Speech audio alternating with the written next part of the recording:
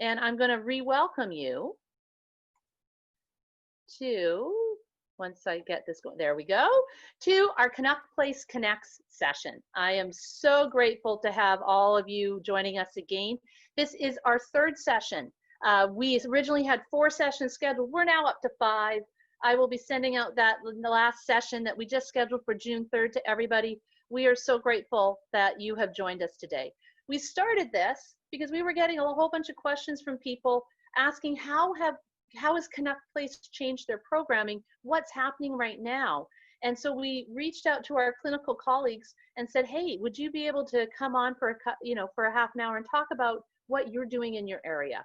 So we've talked about recreation therapy, we've talked about respite care, and we have Deb Davison here today who's going to talk about grief and our counseling program.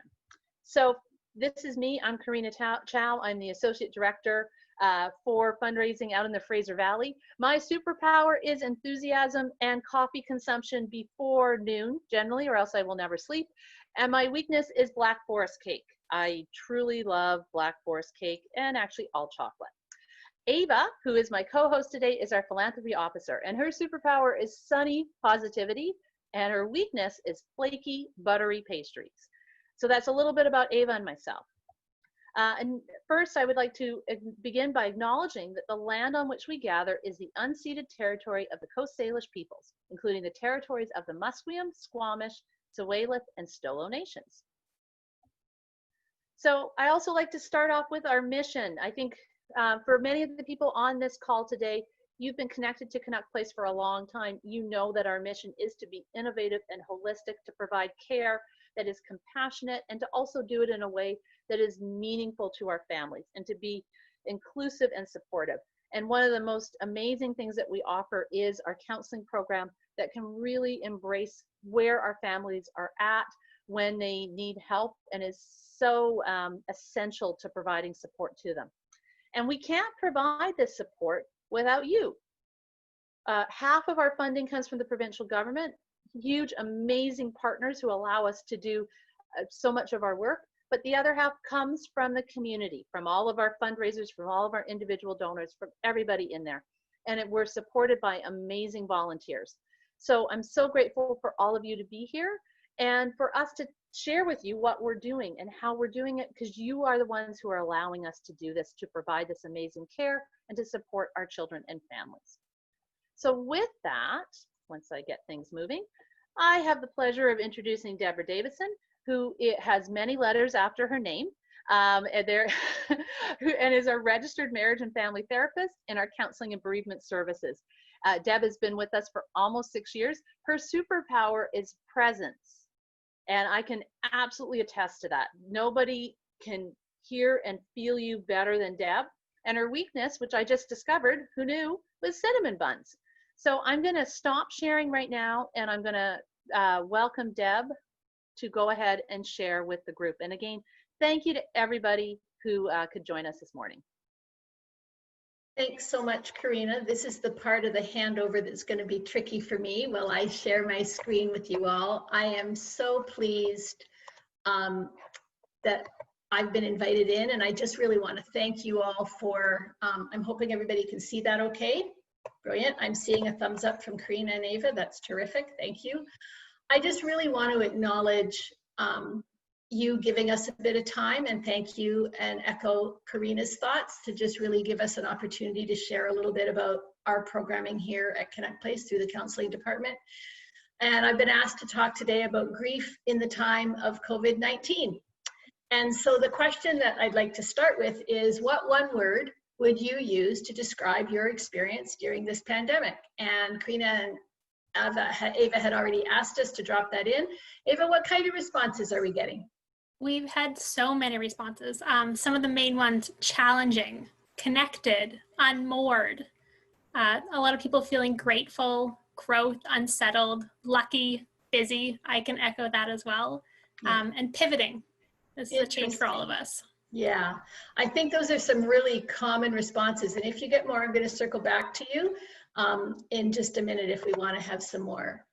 I am mindful that there are lots and lots of experiences that we can have. And I'm just going to share a few that I've been hearing from the conversations I've been having with lots of different people in the population. The world as we knew it has shifted, and that has arisen with a sense of uncertainty for lots and lots of people. For people who have lost their job, and even those who are still working but not sure, there has been an absolute potential financial insecurity that people are beginning to explore and wondering what's going to happen in our economy. People are expressing feelings of isolation and a lack of social connections with each other, the freedom to get together with family and people that they love. The disappearance of the familiar and the predictable, that sense that we kind of have a handle on how to stay in our lane and do our job, and every single thing we're thinking about has changed now, so that we are in a position that we don't really know the landscape and we're not sure what to predict, and we have no idea how long this will last. So it can be unsettling.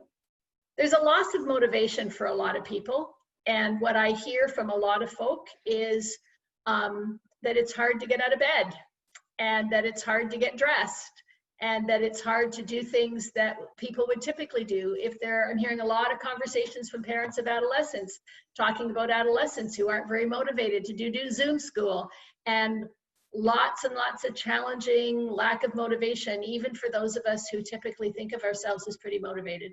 And a cognitive overload, over the sense that because we're thinking about every little detail and needing to give more time, our brains are tired. So there's a fear for the loss of our own safety, fear for those we love, a longing on the part of many that I've talked to for those typical rituals that we reach for to sustain us when times are hard. And the ways that we would navigate, so many of those have disappeared in these days. People wrestle with the loss of choice, the fact that we're trying to be compliant and supportive and listen to Dr. Bonnie Henry and those who are directing us, and yet the fact that we suddenly don't have as many choices, that decisions are being made for us, and that we are actually powerless against this pandemic and what this virus may do. Some go so far, and I've had a lot of questions around identity. What does that mean now that so much is different? Who am I in this moment? So does that feel like that could be maybe you? I'm seeing some heads nod, that maybe you identify with a few of those things. I'm going to invite you to consider how all those stressors that every single person I know is experiencing some version of, how that can be amplified for the children of Canuck and the families on our Canuck Place program. Families who share a life-limiting diagnosis for their child. Families who are dealing with the crushing grief after their child has died. For people who have, for fears, some of just an example of fears of parents for children on our program, they're telling me how worried they're going to be if they get sick. They're worried what may happen if their child gets sick. They're worried how the impact of changes in nursing supports for people who may come into their home, how their home care has changed. If they have a child who's in a care facility, how some of them have closed and they're not able to access the resources that they need, that the programming and some of the supports that they have that they rely on to backfill the care for their child has shifted. And that's really fearful for them. And for our grievers, this sense of isolation and uncertainty we already spoke about is already familiar to a griever's journey. And so the intensity has really been increased. It's brushed up against the familiarity of what they've already been going through in their own personal grief story. And it feels both familiar, but extra intense. And every griever I know considers that identity question. Who am I now? And who do I want to be in light of this? Everyone asks themselves that when they get a diagnosis or have a child die. And they're not sure how to navigate. That's the work of grief. And that question now, in the light of this pandemic, has really come back to the forefront. Any forward momentum, any steps of navigating, that ability to figure out how to walk with their grief, so many of our grievers are experiencing a loss of autonomy to reach for those newly acquired coping mechanisms and the strategies that they put in place, but now, because of pandemic restriction, has further complicated their grief progress, because any direction they were going to feel like they were healing and finding a new way of being with this story has shifted in the light of the pandemic. And this is the population that we are privileged to serve. Grief does not pause for a pandemic. It's exasperated by a pandemic. An already complex life experience for our families has now gotten more complicated in the face of COVID-19.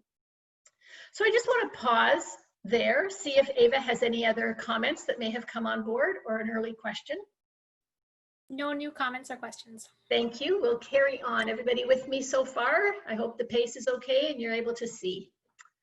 I want to tell you a little bit about what Canuck Place typically does. While grief doesn't pause for a pandemic, I want you to know what Canuck Place programming may entail. This is a really short, high-level view, kind of the umbrella version of how we offer care from our counseling team. We focus as an organization on family-centered care. What that means is that we seek to care for the entire family. Our clinical team designs a care plan that includes the medical, physical needs, but also the psychological, social, and spiritual needs of each child.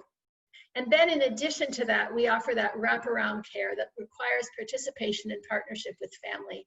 So it allows us to encompass the whole family unit in a holistic way. We make room for loss. We recognize some of the examples of physical losses for children on our program, children who struggle with motor issues, who may have breathing and feeding difficulties, who may be experiencing pain and discomfort. There are so many others: altered physical experience, health complications, muscle weakness, changes in speech, so many potential losses. And losses for kids that sometimes are unseen, feeling dependent on others, witnessing a delay in their own development or having families witness that, being less involved in school perhaps than they wish they could be. And certainly with everybody trying to do Zoom school, it's been extremely challenging for our families when they're not only caring for the needs of their own child, but also caring for the other families that suddenly they become teachers in Zoom school if there are other children in the home. And there is losses for families, not just the loss of a child while they're witnessing a child, but they're also holding space while their children are coming to terms with their own mortality, and they're witnessing what it's like asking the question when there's a child who is given a life-limiting diagnosis. Our teenagers have a really difficult time holding space for the fact that they may not grow into adulthood. They may not experience or achieve typical milestones. They mourn that. Every family member mourns the loss of trust in a world as a safe space. And I would argue that all of us can identify with that a little bit in the face of a pandemic, that if we had thought of the world as a safe space before COVID-19 landed on our doorstep, we have now all experienced a loss of trust in the world as a safe space. And we parallel families' experiences there. And again, if a child dies, families are having to reevaluate their identity, their role as a sibling, as a parent. There's the loss of so many hopes and dreams while we're trying to explore what there may be. And why I give you that long list is that I want to offer that in this pandemic, in the stage that we're in, it actually gives us an opportunity to pause and recognize that perhaps we, experiencing our own griefs and losses in the face of a pandemic, may have a window, a new insight into what some of the families at Canuck Place have been experiencing on a regular basis in a parallel way, and to recognize how their stories have been exacerbated because of the pandemic. So for any of us, when we're grieving, we would frame that there are 3 tasks of grief. That we need to understand and come to terms with the loss. You actually don't need to have someone die to grieve. I think we're all grieving the loss of the life we knew before this pandemic began. I know I am. But for everyone, the first task of grief is coming to terms with the reality of the death or the loss that we're experiencing. And then to allow ourselves to give permission to feel those feelings associated with our death or with the loss that we're experiencing. And to move through that journey, to be able to integrate that loss, find a new way of being with the person who died now that they're no longer here, to be in the world with that loss integrated now that we're no longer having that which we are mourning. And there are different needs for everybody in our Canuck Place program, whether it's the parents who are processing, whether they have different needs and experiences than our siblings need, and different needs than our grandparents, who are not only witnessing a beloved grandchild be impacted with a life-limiting diagnosis or die, but also witnessing their children as parents grieving and their own hearts ache as grandparents. And extended family members too, who may be feeling very challenged. And so Canuck Place seeks to step in here and offer an ethic of care where we are intentional to offer care, where we offer presence. So many people say to me, how do you do what you do? And I respond, actually, all I need to do is show up. To show up for someone else, that human-to-human contact where we are willing to step in and be with someone else in a moment where they're not alone, to recognize and remember the changes that they're going through, to acknowledge the transitions, to make room for those losses, to listen very carefully, to reflect back what we're hearing, to offer empathy and be present. We do a lot of communication, not only with our families, not only with all the teams within Canuck Place organization, but also we have a wide process. We work in a really collaborative way with other health professionals, other care providers for our families, and we work in kind of a hand-in-glove way with many other individuals and professionals and organizations, and that is part of our care to offer that wraparound support for this particular family. We also need to be careful that we're optimizing children's and family potential, that we're not so guarded with just the parts of the stories and the losses that are difficult, but that we're actually really continuing to explore the hope that we need so much. And in that exploration of hope, to find ways to truly explore what we need. It is common for me, while I wish I had superpowers I don't possess, it is a common statement for me to ask, I wish I had the power of life and death in my hand.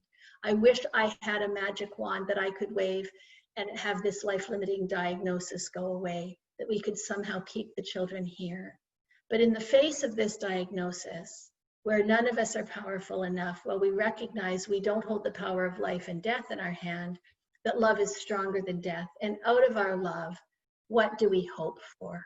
What is it that would help us? What do we need to know? That's a conversation we have a lot at Canuck Place. So before I step into just a couple of slides to tell you about the scope and purpose of our program, I'm wondering if there's any other questions or thoughts that have come through. Ava, I'm just going to check in with you again. We did have a couple questions come through. Okay. So thinking about the families who've experienced end of life of a child during COVID pandemic, how has this affected families' ability to have memorial services and really properly grieve? Such a great question, and thank you for asking it. I think that I'm actually going to speak to that in just a couple of slides, but I can address it now if they prefer. I think that there is never an easy time to go through that process, but it has implicated that process. We have supported at Canuck Place through this pandemic individuals and family members who have come to our hospice for end of life. And we have also supported a couple of families in their home that we have gone in and continued to offer care. Our presence and care has not changed while we have continued to maintain our protocols and been very stringent and careful in being sure that we're honoring not only the directives of safety for both our staff and families, but also seeking to provide. In some ways, we've been able to be a little more generous than some of the hospitals who have only allowed one individual to attend the bedside at end of life. We have been able to allow immediate family to come in and be with families and maintain social distance from them and with each other and hold space for that. Most of our families have deferred any type of formal memorial. There have been quiet services that people have held at grave sites, but it has compounded the loss as those even who are not a part of our program, when there have been deaths in our community and people have not been able to present, it has made it really complicated. If that doesn't answer your question, I'll add more. Feel welcome to add again, and when I circle back, I'll check in, okay? Did you have another question, Ava? We did have one more question about bereavement groups, but I'm going to hold it until a little bit later in the presentation. Lovely. Thank you so much. I'll carry on. So let me just very briefly tell you a little bit about the scope of our program at Canuck Place and what we seek to do. Our counseling team provides support to children and families through all the varying stages of their journey. We recognize that grief begins at diagnosis, and we want to support our families through their journey. And we customize our care for every family's unique circumstance, and our support takes many forms. So we come alongside children and family members in ways that support their relationships and background. We want to really honor the expertise of each family as knowing themselves best. And it's a common question for me to say, I really need to know what you need so I can tell you what we can and cannot do. But I want to really honor the fact that we need to custom design our care to be sure that we're sensitive to families and meeting what's going to be most beneficial for them. And I love that we're able to do that. Our counseling team includes the disciplines of family therapy, that would be me, social work, and spiritual care. We have a variety of disciplines on our little team. And we offer expressive therapies such as art and music and therapeutic play. And our families report that participation in both counseling and activities and in our bereavement support groups does decrease their feelings of isolation and stress in a typical way. And so we knew that it was really, really important that we find a way to continue those important pieces. The purpose of our program, if I were to boil it down, is to support the grieving, to really be willing to be with people in their discomfort, to have a safe place for them to process their experience and be supported, provide space to come to terms with the reality of their loss, and to really encompass and embody the impact in ways that soften the journey by offering our presence, by offering our reflection, by offering acceptance, by offering care. And out of that, I would say in many ways our bereavement groups would be one example, although counseling pieces are as well, of kind of holding the container, being available to be present to families in ways that really help them. So one of the things, as you've said already, our scope of program is that we do offer support at funeral services. Typically, we attend services if we're invited to. We help families plan them. We create ways of them navigating that difficult process. We provide individual, couple, and family support in counseling. We offer bereavement groups for parents, for siblings, and for grandparents. We offer online chat rooms and have that continuing process as well.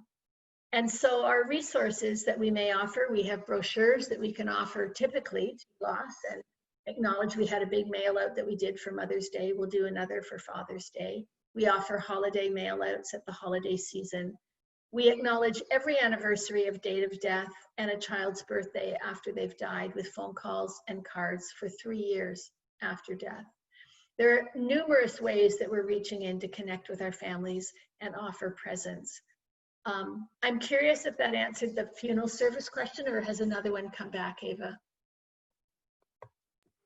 The question was surrounding kind of a curiosity as to how bereavement groups are still meeting, if they're going ahead, and what that change looks like now. I'm on my way to that question. That's great.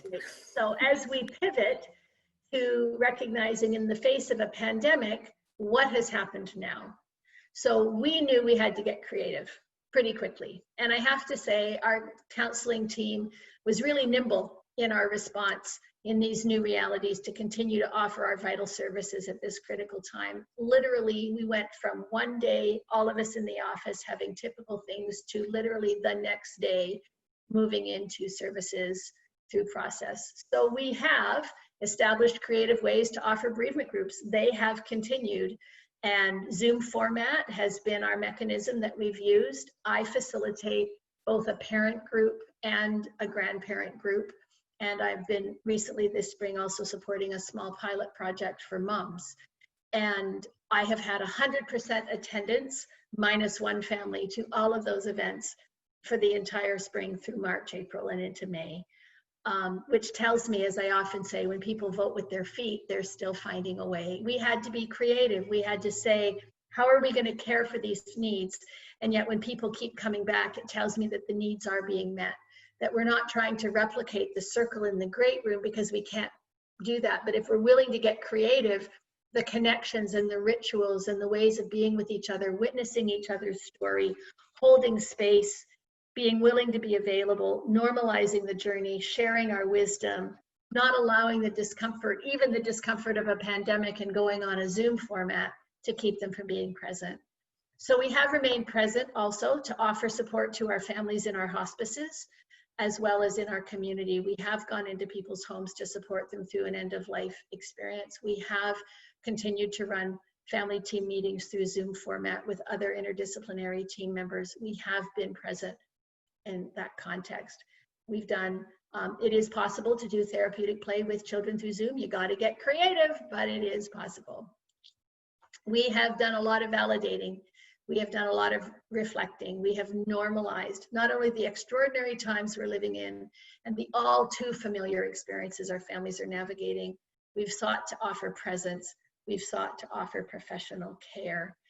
And the reflection that I've had from families in group has been that as they've reflected back on normalizing their own experience in light of the pandemic, is in many ways the worst possible thing that could happen to them has already happened. The pandemic feels almost anticlimactic to many of our families, but it feels almost that they're recognizing that, well, we already spent much of our life washing our hands and sanitizing and taking care because we had a fragile child living in our home who needed extraordinary care. And so all of that is typical for us. And it's as if the rest of the world is now coming awake to what we've been going to. And I wonder if they'll get it. I wonder if they'll understand. But there's almost a sense that they recognize that their children already gone, especially in the early days of the pandemic. I remember keenly a group we had just in a few, I'm going to say it was maybe our second group, and it was early on in the pandemic, and we did not yet have very many deaths in Canada. And they were reflecting that the whole world had stopped because people were concerned about the impact of this virus. But that in that particular group, there were 7 families represented around the circle, and their whole world had stopped when their child died, but the whole world had carried on, and the contrast of that. So this pandemic has given us an opportunity to really sit with some of the deep explorative questions and help families really be wrapped around in care. Karina asked if I would also include perhaps some suggestions for us to navigate our own grief, because I think that if we acknowledge the losses we may be experiencing, and I would offer some of these pieces to our grievers at Canuck Place as well, but I offer these as well to you in a gentle way, that if you have felt unsettled or unmoored, or that you're just not certain how this is going to be and how long it's going, and there's that fatigue, please normalize that how you're feeling is human. That's all it is. It's the human experience. We are creatures who are able to adapt, but we are really overwhelmed in this adaptive. There's so much to change right now, and how you're feeling is human. And I want to really validate the legitimacy of your experience, wherever that may be. And while on the one hand, I want you to explore your strengths and resiliency with real honesty and humility and flexibility and patience. And I also want to allow you to make room to mourn, because there's that, yes, there's some real wonderful ways that we can see some beautiful connections in wonderful ways, and yet there are some real sadnesses that have happened, and we need to acknowledge both. And where possible, employ humor. And I can tell you that our grievers at Canuck Place employ a lot of humor, dark humor, but humor nonetheless to process. It is helpful for us to acknowledge in that perspective taking. And I really invite gentleness. Not only meet yourself where you are with kindness, but also be willing to meet each other with kindness as well. And where you're able to practice gratitude, although it can be hard if you have an adolescent in Zoom school, or you're navigating a loss of a job, or perhaps someone that you know has died in this pandemic. And it can be hard. I'm not suggesting that please don't hear this as being trite, that there are things that I want us to negate the impact of any of that, because it's big. But wherein there are finding small ways that we can be grateful and acknowledge Even some of our parents have named a gratitude for the fact that perhaps this is a moment in time that could be an opportunity for society at large to have a new sensitivity for what it looks like to grieve. And where possible, establish a routine for exercise and good food and structure. So I'm curious if I've answered your questions. I hope that I have. And if there are any other questions that you might have, and I'm just going to stop sharing, if that's okay, and come back online. I'm just going to hold up. This is my community candle. This is your show and tell. I don't know if you can all see. I see a lot of names, and I don't know if I'm on your screen, but this is the candle that I typically use for bereavement group. I set it in the middle of the room when we meet in person in Abbotsford for both our parents and our grandparents. And I had the foresight to going to be operating, continuing to do bereavement groups remotely, and I still light my candle for a bereavement group and let it burn and set it up so that the families can see it and we gather around. And then we have continued our typical ritual that at the end of the day, unlike going around the circle, which we would do if we were in present form and name the children we're remembering, we go from Zoom room to Zoom room to Zoom room to Zoom room and name the children we're remembering. And those connections are quite profound to me because there is a sense that we are continuing to offer presence and be available to each other in ways that honor the stories and make room for their love, which is so much stronger than death, to gain support and care from one another in ways that are really meaningful. So that's my show and tell piece for the day. I'm wondering if there's any other questions, Ava, or if a new question has emerged from what I've shared.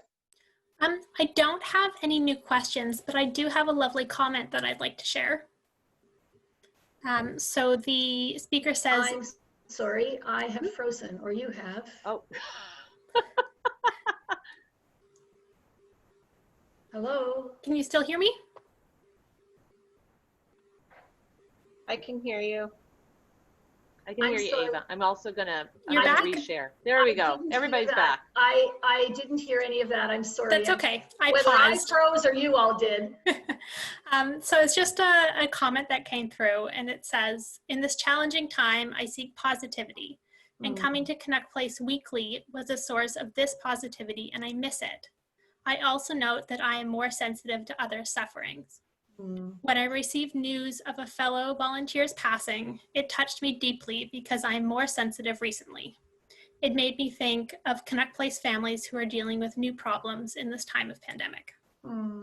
What a beautiful sentiment. And that just encapsulates the experience because our families are suffering. And I think in many ways our society is suffering. I think we're all feeling rubbed up against, and in that difficult way where we're feeling a bit alarmed, not really knowing how to navigate that coming in alongside. I'm so grateful that if you come to Canuck Place, you feel that sense of positivity.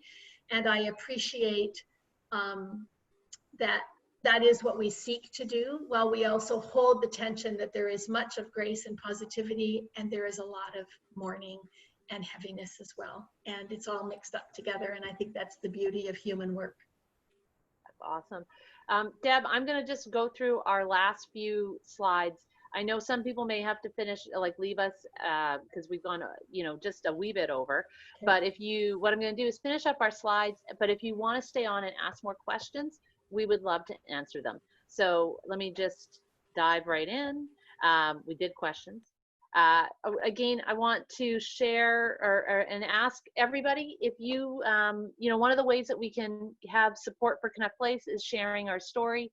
So those are our socials. We would love it if you could share your experience or share a great post on our socials. And then our next sessions. Today is Grief with Deb. Next week is music therapy. And then June 3rd, we have Kamara Van Bremen talking about the Nancy Chan Foundation Enhanced Community Care Program. And we would love to have you join us for those next couple of sessions. And then if you're able to help, if you're able to donate, if you're able to share our story, we would truly, truly appreciate that. We do have a couple of fundraisers that are happening now. We have our dance challenge. And then we also have games night where you can spend time with your family while supporting Canuck Place, playing games. This is a new activity that's taking place on May 29th. And again, I just want to say thank you. Whenever Deb talks, it's always profound. I always feel like I'm having a philosophical, like I'm blowing up my mind in compassion and ability to be thoughtful and empathetic, and it's always an amazing experience. So I hope all of you have had that experience as well, because she just truly brings that, as do all of our clinical team. They're pretty well the most awesome people in the entire world. And you all are the most awesome people in the entire world because you're our supporters. So we are all this one big awesome family. For anybody who needs to leave us, feel free to do so. But if you would like to stay and share, ask questions or share, we would welcome you to do that. I'm just going to stop sharing my screen.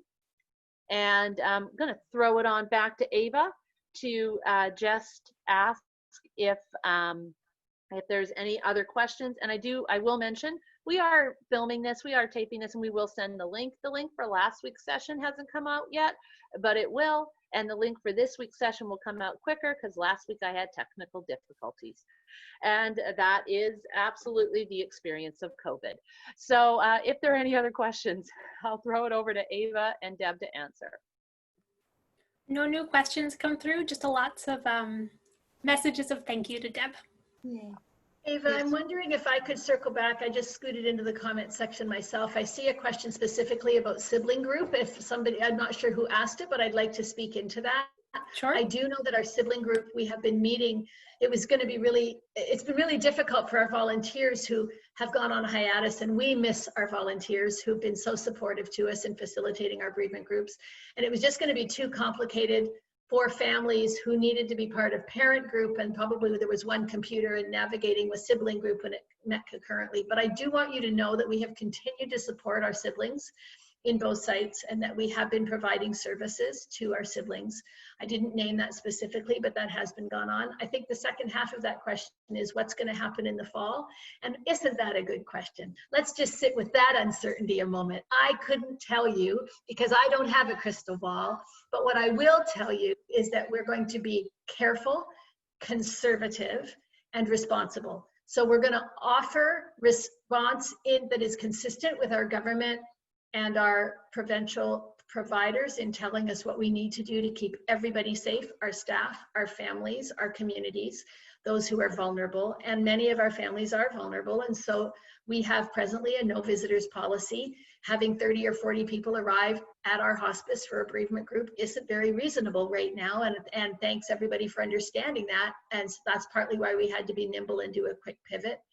If that continues into the summer and fall, then we're going to do Zoom fall, because we're going to continue to be present and available and creative, but we're not going to allow this pandemic to keep us from serving, while we also want to be really careful that we're serving wisely. As much as we hope, I appreciate Dr. Bonnie Henry's comment to the children, this is not forever, this is just for now. And I may not be a child, but I've had to say that to myself more than once. This is not forever, it is just for now. And as we seek to do that, we are trying to be sensitive to care for those needs. I hope that answers that question. If not, feel welcome to reach back and I'll see if I can expand a little more. No, that's great. Thanks, Deb. I just wanted to throw to Denise Prale, who wanted to make a comment. I did. Thanks, Ava. For those of you I haven't met yet, I'm the Chief Development Officer at Canuck Place, and I just wanted to offer my gratitude to Deborah. That was a wonderful session today. You gave us an awful lot to think about and some real takeaways. Yeah, exactly. Right back at you. It's so wonderful to see familiar faces. I see volunteers online. I see donors. I see representatives from our provincial legislature. So everyone is carrying the message of Canuck Place forward, and just really wanted to extend our gratitude. Times are different. Times are a little bit tough, but it's wonderful that each of you are participating with us. And as I say, continue to share the story and support Canuck Place. So thank you, Deb. Thanks, Karina. Thanks, Ava. It's been a wonderful presentation again today. So thank you so much, and just terrific to see everybody. Thank you. Yes, thank you again. I'm going to just reiterate, share with your friends and family. We would love to have more people join us on these sessions. As I said, we have 2 more, the 28th, which is music therapy. Who knows? You might get to sing. preferably on mute, but you might get to sing.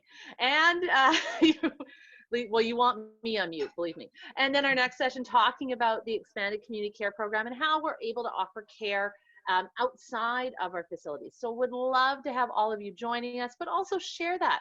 I find so many people are not really aware of the breadth of programming that Canuck Place offers and how important and transformative it can be. So if this is that opportunity to invite somebody in, we would love to be able to do that.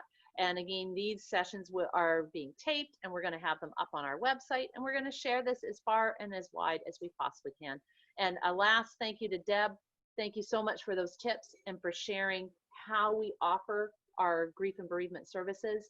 And so grateful, Deb, that we're on our team together. Thanks so much for inviting me, and thank you everybody for your time. I've often said grief and loss is the most important work we do in life, and in these days of loss for all of us in the pandemic, I wish you gentle days and softer tomorrows.